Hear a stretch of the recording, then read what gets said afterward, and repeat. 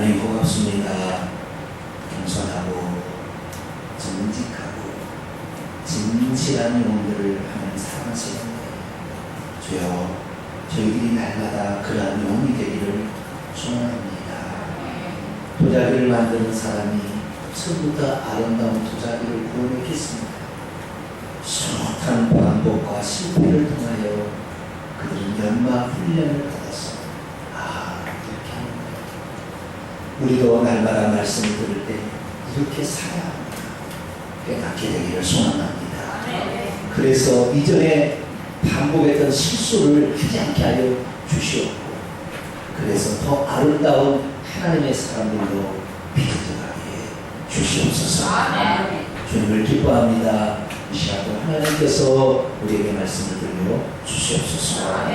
우리 주 예수 그리스도의 이름으로 기도하옵나이다. 아멘. 할렐루야. 이 시간에는 능력의 열쇠는 무엇에 달려있는가 라는 제목으로 함께 말씀을 나누게 합니다. 오늘 이 말씀을 증거할까? 아니면 사무엘하 21장 오늘 라지에서든 그 말씀의 연장선에서 말씀을 드릴까 고민하다가 사도행 28장으로 기울었는데 또 주보를 만들고 보니까 또 사무엘하 21장으로 이렇게 또 기울었고 왔다 갔다 해요. 그래서 오늘은 많은 시간 아니다면 제한 시간 안에 두 가지를 조금 더 살펴보면서 말씀을 좀 살펴보려고 합니다.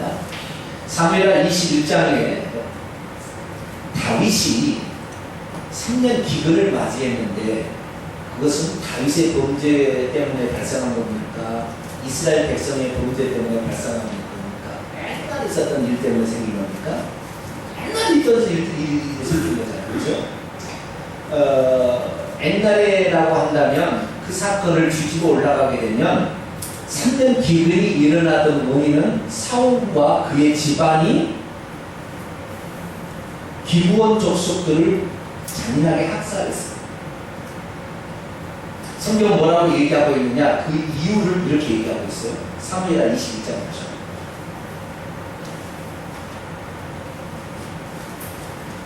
21장 1절 말씀.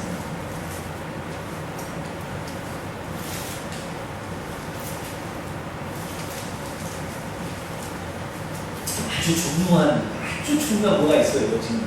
그래서 조금 더 이해를 돕기 위해서 제가 하는 거예요. 21장 1절 말씀 같이 읽어볼까요? 시작. 다윗의 시에 해를 거하여 3년 기근이 있으므로 다윗이 여호와 앞에 간구하매 여호와께서 이르시되 이는 사울과 피 흘린 그의 집으로 말미암으니 그가 기브온 사람을 죽였음이니라 하시니라. 아멘. 사울과 그의 피를 흘린 그 집으로 말미암아 결국에 했는데 그들이 뭐라고 고백하느냐 이렇게 고백해요. 5절 봐요. 기브온 사람들 하는 얘기입니다. 기브온 사람들 5절 시작. 그들이 왕께 아뢰되 우리를 학살하였고 또 우리를 멸하여 이스라엘 영토에 머물지 못하게 하려고 모해한 사람의 자손 7사람을 우리에게 내주소서. 여기 보니까 학살했다는 거예요. 그러면 자 보세요. 지금 다윗의 시대라고 한다면 지금 BC 995년경인데 사울과 그의 집안이 기브온 사람을 죽인 것은 이로부터 몇 년 전의 일이냐? 23년 전의 일이에요. 23년 전에. 그 다음에 23년 전의 일인데 아무도 몰랐어요. 다윗도 모르고 그 다음에 이스라엘 백성도 아무도 몰라요. 다윗과 그의 집안 사람들이 군사를 풀어서 죽였어요. 그래서 입을 다 씻어버렸어요. 그래서 다 감춰줬어요. 아무도 그 사실을 몰랐어요. 지금도 그런 사건이 있잖아요. 어떤 완전 범죄를 노린 건데 시간이 지나서 들통이 안 나는 거예요. 그것이 그렇게 가가지고 10년이 지나면 공소시효가 만료가 돼가지고 더 이상의 죄를 책잡을 수 없는 그런 게 있는데 23년 전에 일이 된 말이죠. 23년 전에 일이 그런 일이 발생했다는 거예요. 그런데 그것이 보세요. 다윗이 범죄한 것도 아니고 자기가 왕이 범죄했으면 그때 무슨 처리를 해야지 하나님께서. 그렇지 않습니까? 그 다음에 사울과 그의 집안이 했으면 사울과 그의 집안 사람이 벌을 받아야지 왜 온 민족이 기근으로 고통을 받아야 되는가? 그리고 다윗은 범죄한 일이 없잖아. 사울이 다 처리한 것을 사울이 그렇게 잘못한 것을 다윗이 와서 후대 왕이 뒷수습을 해야 되냐. 억울함이 있을까요? 없을까요? 좀 있어요. 억울함이 있다니까요. 억울함이 있어요. 근데 다윗에게 하나님께서 왜 이 사건을 하나님이 들춰내시는가를 한번 생각해요. 그냥 묻혀져 갈 수 있잖아요. 왜? 사울도 죽었어요. 그의 아들도 죽었어요. 그의 집안은 완전히 폐가 망신했습니다. 그렇기 때문에 어느 정도 그의 집안에 심판이 내려졌다고 해도 과언이 아닐 텐데 하나님은 그 시간에 왜 이것을 끄집어내냐면 그건 결국에 뭘 말하냐면 994년 1년 뒤에 벌어질 밧세바 사건을 하나님이 다 미리 아시고 다윗 너 이 죄를 덮는다고 덮을 수 있을 것 같아?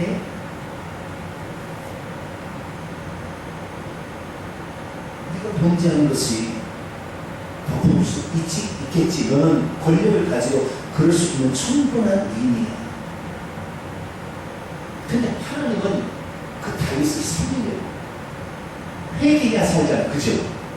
다윗을 살리기 위해서 절대 죄를 덮을 수가 없다라는 것을 드러내려고 이 사건을 벌인 거야. 이걸 드러낸 거예요. 그런데 꼭 그것만 아니겠지요. 왜냐하면 그 기부원 거민들이 원래 어떤 거민입니까? 여호수아 9장을 읽어보게 되면 여호수아가 벽과 뿌리는 가나안 땅을 정복하기 위해서 들어갑니다. 그런데 파죽지세로 이스라엘인들이 들어오는 거예요. 애굽에서 나올 때 애굽의 그 엄청난 그 전차, 세계 최대의 전차를 가지고 있는 그것을 수장을 시켜버렸고 깨끗이 멸해버렸고 그 다음에 요단강 동편에 나선 아모리 왕 시온과 바산의 온 다시 말해서 기골이 건재한 아낙다손의 후손들을 처음 멸했다는 사실을 듣고 이 여리고성 요단강 바로 건너편에 가나안 사람이 오금이 절했다는 거예요. 오금이 절했다는 거예요. 간단히 녹았다. 성경은 그렇게 얘기하잖아요. 그래서 거기에 이 여관집을 운영하던 기생라합이 그 얘기를 듣고 정탐으로 살려서 당신이 이 나라를 정복하면 나와 우리 집안을 살려주시오 이렇게 얘기했단 말이에요.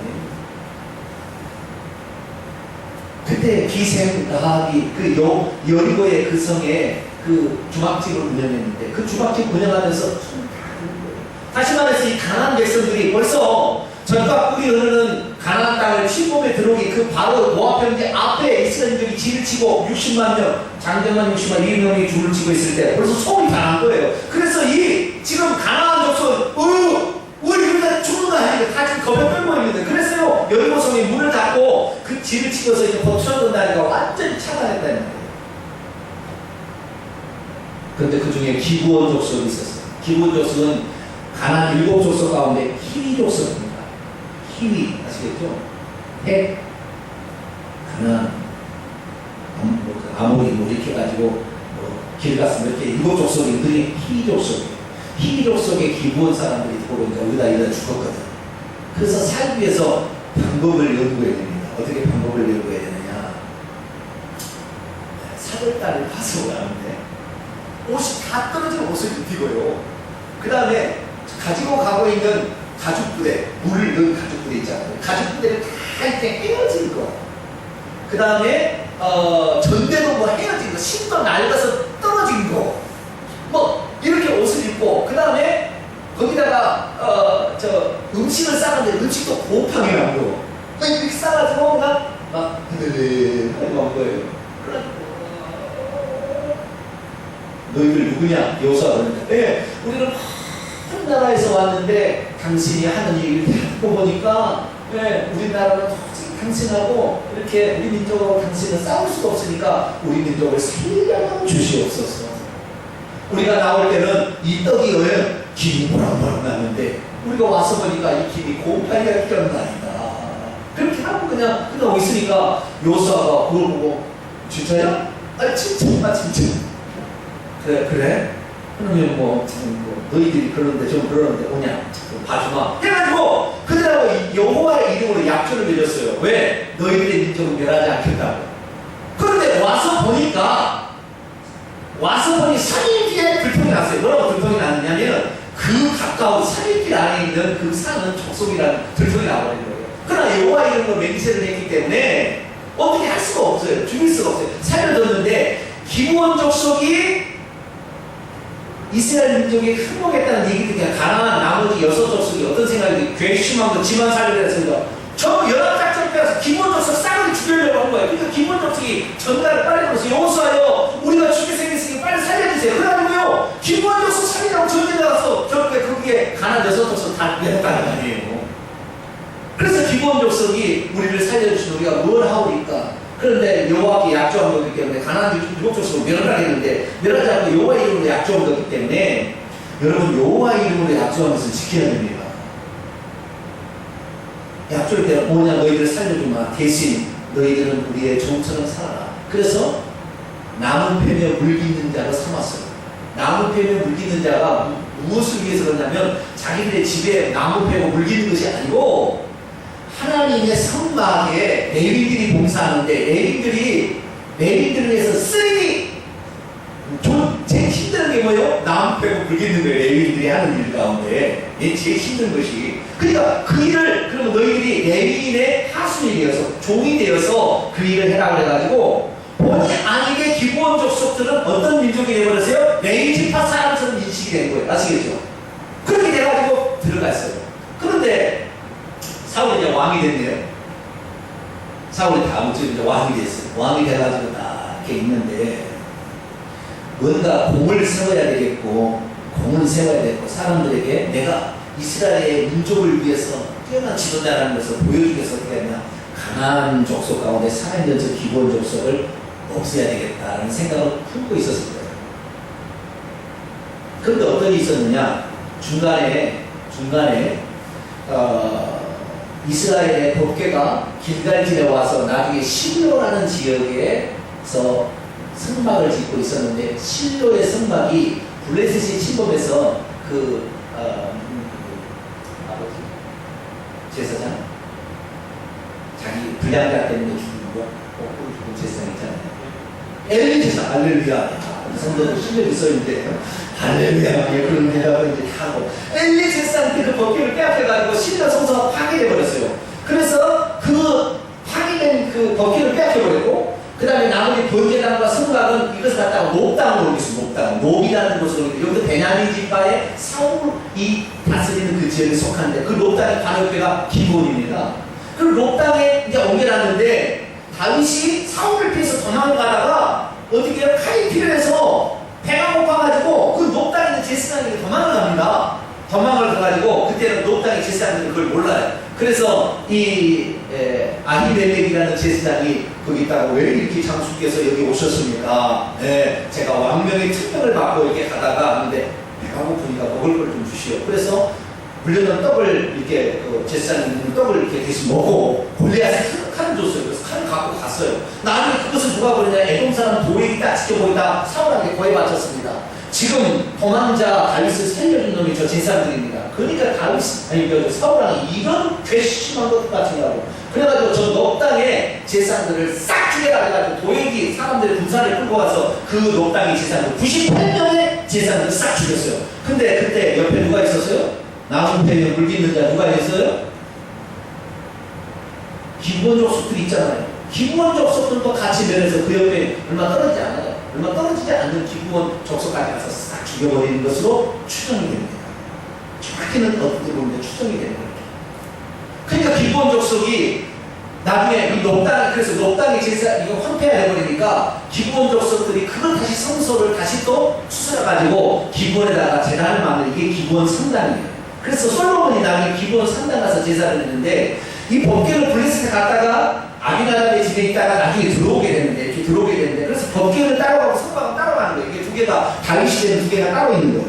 그러다가 솔로몬이 성전을 짓고 두 개를 합쳐요. 근데 뭔 얘기를 지금 하고 싶냐면 그때 좌우지간 이 기브온 족속들을 사울이 우리 땅 영역에 살고 있는 저 가치 같은 거 저 없애버려야 돼요. 그리고 다윗을 도와준 넉당의 제사장과 똑같은 그놈들 가만두지 않겠다 해서 학살해버려요. 나중에 사람을 보내서 다 죽었어요. 은밀하게 진행했어요. 아무도 몰랐어요. 그런데 하나님께서 나중에 그 사실을 들춰내는 거예요. 그리고 아무 상관없는 다윗이 왕이 된 지 16년째 되는 애거든요.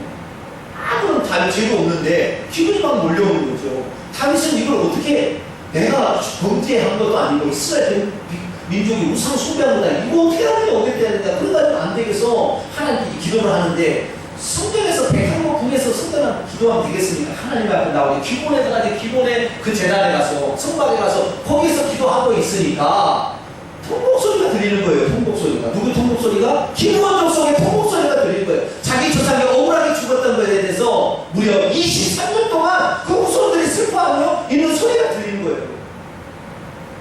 그래서 다윗이 부르다가 너희 왜 그러냐 물어봤더니 그런 이런 일이 있었습니다. 라고 얘기해요. 그래서 다윗이 그때 기도하면서 결국에 그 사람들을 알게 되고 영적 비밀을 알게 되니 죄는 덮어버릴 수 없다는 걸 그리고 그 죄는 반드시 대가를 치러야 없어진다는 사실을 그러니까 다윗이 밧세바를 가늠하고 우리아 장군을 죽인 다음에 나단 선지자가 왔을 때 그 얘기를 한참 반복적스럽게 왜? 내가 숨긴다고 숨기시는 것이 아니라는 것을 오늘 우리가 기도하는 사람일수록 자신의 죄는 숨길 수 없다는 것이 깨닫게지고 날마다 자신의 죄가 특별히 나오게 될 때 그것을 회개하는 사람이 진실로 하나님의 사람이 될 수 있습니다. 할렐루야. 그 죄를 흔적도 없이 덮어버린다 덮은 것이 아니라 그 죄를 하나님께 고백해서 그 죄에 대한 대가를 받아야 됩니다. 근데 지금하고 우리하고 차이는 달라요. 다윗 시대는 죄를 범하면 예수 그리스도께서 그 죄를 범한 것에 대해서 대신 죽기 전의 상황이기 때문에 용서는 되나 처벌을 받아요. 그 무슨 말이냐면 지금은 우리가 예수 그리스도를 믿잖아요. 그래서 내가 간음죄를 만약에 저질렀다. 그러면 하나님 앞에 나가서 진실로 하나님 내가 이런 죄를 잘못했습니다 라고 회개를 드리면 그 간음죄에 대한 죄의 대가로 예수님이 2000년 전에 이미 돌아가셨기 때문에 우리가 간음죄에 대한 벌을 받지 않아도 되지만 다윗 시대는 아직 예수님이 십자가에 죽기 전이기 때문에 우리의 구속사역이 완결되지 않아서 미래이에요. 그렇기 때문에 그 죄는 용서가 돼서 천국은 들어갈 수가 있으나 이 땅에서 그 벌을 받는 거예요. 그래서 세 가지 죄에 대해서 다윗이 벌을 받는데 첫 번째 뭐예요? 간음죄. 이 간음죄 때문에 남이 어떻게 된 줄 아십니까? 다윗은요 자기의 후궁들이 셋째 아들이 이 북태딸이 이렇게 도망을 치고 후궁 10명을 놔두고 가는데 후궁 10명을 대낮에 백주에 그 모사 그 모사의 말을 듣고 백주의 대낮에 그 아버지의 후궁들을 간통을 합니다. 똑같은 일이 다윗이 저지른 죄에 대한 보속이 그 아들을 통하여 다음 때라도 반드시 그런 일을 들춰내서 그 죄가 반드시 죄의 대가를 받게 하는 거예요. 그래서 자기 부인을 자기 아들이 범하는 것을 들어야 했어요. 그러나 압살롬은 어떻게 셋째 아들을 죽이지 않아요. 왜? 내가 지은 죄 때문에 이런 일이 벌어졌다 생각하기 때문에 아들을 처벌했습니다. 두 번째가 무슨 죄예요? 살인죄예요. 나중에 어떻게 되느냐? 셋째 아들이요 첫째 아들을 죽여버립니다. 대낮에 잔치에 불러가지고 아주 잔인하게 죽여버려요. 그까지 설명할 수 없고 자우지가 그런 죄를 범했는데도 셋째 아들을 죽이지 못해요. 셋째 아들이 항상 문제였는데 왜 셋째 아들인지 모르겠는데 왜 셋째 아들 압살롬이 잘생겼대요. 얼마나 잘생겼는지. 또 셋째 아들이 나중에 세 번째요 탐욕죄잖아요. 그걸 취하고 난 탐욕죄. 이게 10개명인데 탐욕죄 때문에 압살롬이 왕권을 노려서 구테타를 일으켜도 자기가 요압 장군을 보내서 죽여서 없앨 수도 있었으나 도망을 칩니다. 왜? 자기가 지은 죄를 자기가 받아야 된다는 걸 알았어요. 그래서 다윗은 자기가 지은 죄를 회개할 줄 알았어요. 이 사건을 3년 기근 사건을 회개를 해야 하나님 용서해준다는 사실을 알았을 뿐만 아니라 그 죄를 반드시 보속해야 없어진다는 걸 어떻게 하느냐. 자, 그래가지고요 이 기본 사람들이 뭐라고 했느냐. 다시 사무엘하 21장 봐봐요.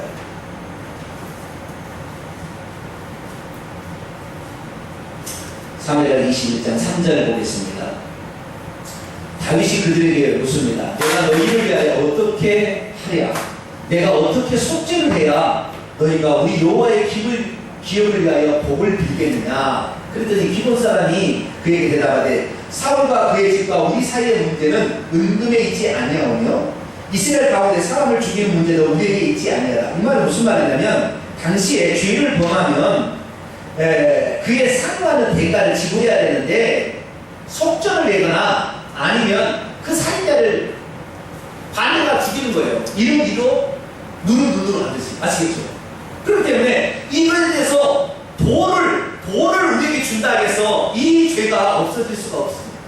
그 다음에 사람을 죽이는 문제는 우리의 권한이 없기 때문에 우리는 작은 소수 민족이기 때문에 우리가 사람을 죽이거나 살리시는 문제도 우리에게 있지 않습니까? 왕이 좋을 대로 처분하여 주소서라고 그렇게